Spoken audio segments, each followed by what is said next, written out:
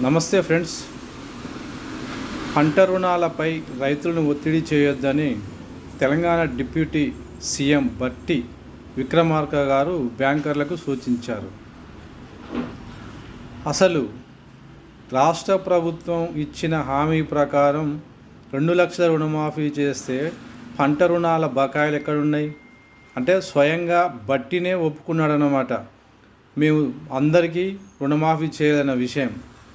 ఎందుకంటే 2 లక్షల రుణమాఫీ చేశామని గొప్పలు చెప్పుకున్న కాంగ్రెస్ పెద్దలు మరి ఇప్పుడు ఎందుకు బ్యాంకర్ల మీద ఒత్తిడి తెస్తుర్రు రైతుల నుంచి పంట రుణాలు వసూలు చేయొద్దని? అంటే మీరు తప్పు ఒప్పుకున్నట్లెక్కేగా. 32,000 కోట్ల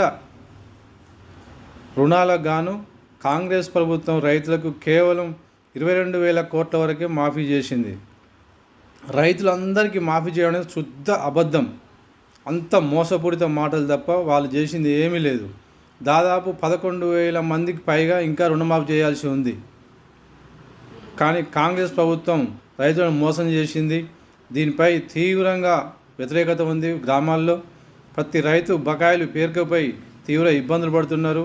కాంగ్రెస్ గెలిస్తే డిసెంబర్ 9వ తారీఖున మాఫీ చేస్తామని చెప్పిన రేవంత్ రెడ్డి గారు ఇంతవరకు 2 లక్షల రుణమాఫీ చేయలేదు.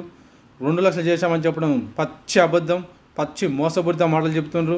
ఇప్పటికైనా ప్రభుత్వ పెద్దలు గమనించి స్థానిక సంస్థల ఎన్నికల్లో కర్రు కాల్చి వాత పెట్టకుండా ఉండాలంటే మిగతా వారికి కూడా 2 లక్షల రుణమాఫీ చేయాల్సిన అవసరం ఉంది.